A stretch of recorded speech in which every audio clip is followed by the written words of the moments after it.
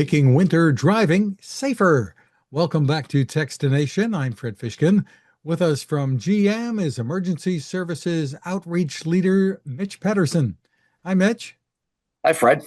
You've got an interesting job title. Give us an idea about what it is that you do and the team that you're with. Yeah, so I work with a small team at General Motors. Our job is to be out in the world engaging with our public safety partners, so police, fire, EMS, towing, and making sure that they have the visibility and the knowledge around our technologies, whether it's our OnStar technology for our telematics or our electric vehicles or anything else, but making sure that they're aware and trained properly. That's terrific. So we've been seeing a lot on the news lately about winter driving, and I think we can agree that in extremes shouldn't be out there, period, right? So, but for just plain winter, there are some tips that you have to help people get where they're going.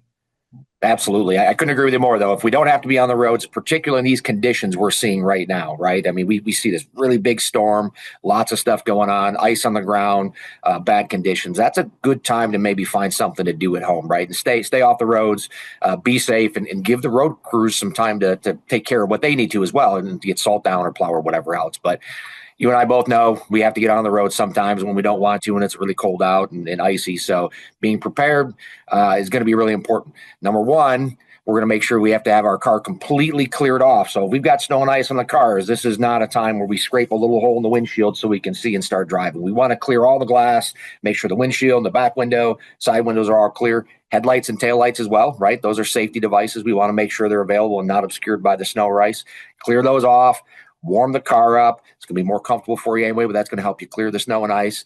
And if we get out on the roads, right, our driving is going to be different. We're going to behave differently on the roads in these conditions.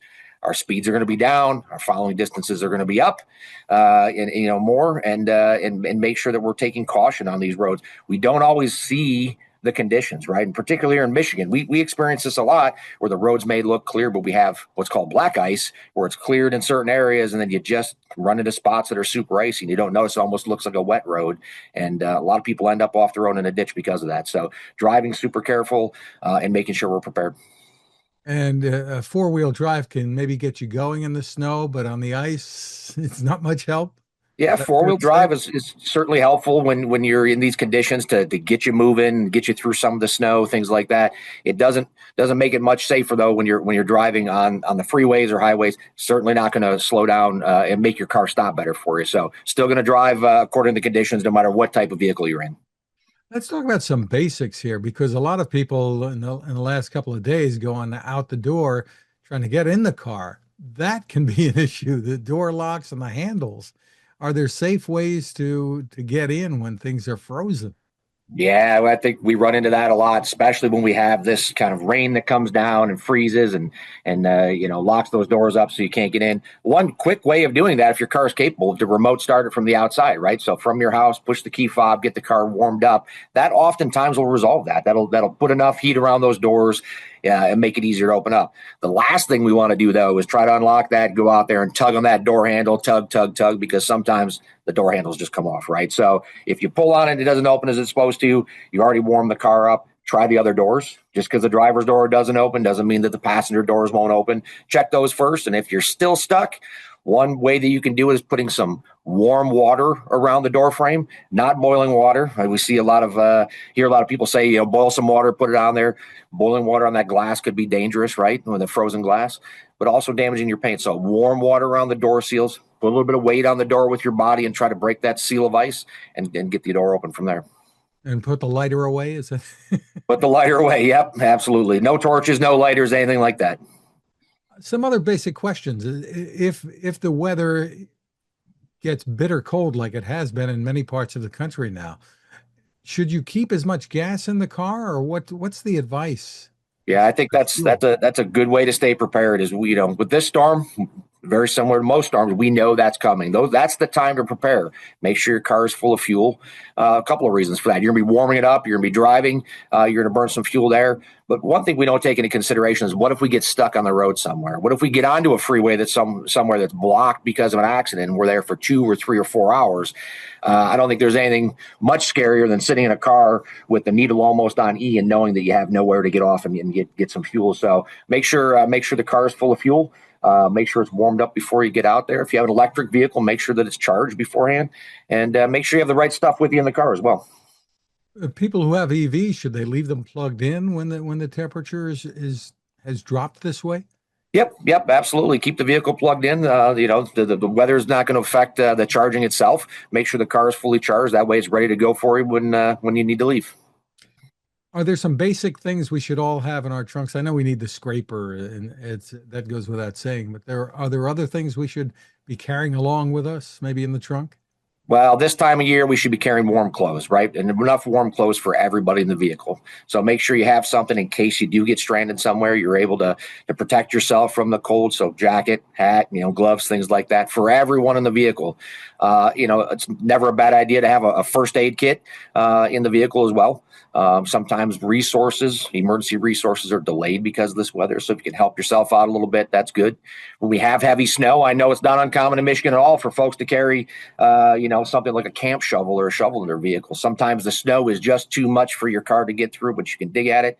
And I always keep an extra car charger hidden away so my kids don't take it away from me. And that way, if a cell phone charger, make sure it's hidden away. That way, if we're out for a long time, my cell phone dies, I have the ability to plug it in. Speaking of cell phones and tech gear, are there things we should not be leaving in the car if we're getting out for a while, maybe going into an office or whatever? Yeah, I think all of your technology stuff should come in with you, right? All that stuff is sensitive to the temperatures. Cell phones, tablets, laptops, things like that should all come in with you. I think it's much safer for those. Certainly not anything that we were going to worry about freezing. So this isn't the time to leave a 12-pack of Dr. Pepper in your back seat and expect it to be okay when you get back. So those are times that we want to bring that stuff in, make sure it's safe, but definitely your electronic devices in the house, keep them warm. And what about the heat in the car? Are there things that we can do to, I don't know, conserve heat? You can conserve heat for sure if you want to. If you've got a full tank of gas and you're driving, there's nothing wrong with running your heaters, but definitely vehicles that are equipped with seat heaters, that's going to keep you warm as well, nice and cozy while you're driving. And for long term, if you were stranded for a period of time, run the seat heaters may conserve a little bit of fuel for you, but all those things are built for your comfort as well. Great stuff, Mitch. Is there a place people can go to get more info? Yeah, absolutely. Number one, if you need information during an emergency, you can always, if you're in a General Motors equipped vehicle, you can always push the OnStar button and get some resources, whether you need information or you need help. If you're looking on the internet, you can go to onstar.com. We'll give you some information on our services during emergencies. News.gm.com gives all kinds of information on active events and things that are happening. And we also put some updates on X. Terrific. Mitch Petterson, thank you so much for spending time with us. Hey, thanks.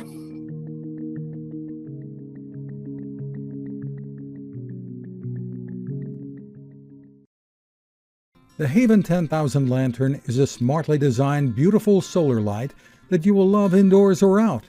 It is waterproof with up to 1,200 lumens of brightness. That's a lot of light. And the base becomes a flashlight at the push of a button. The power comes from a built-in lithium-ion battery recharged by the sun.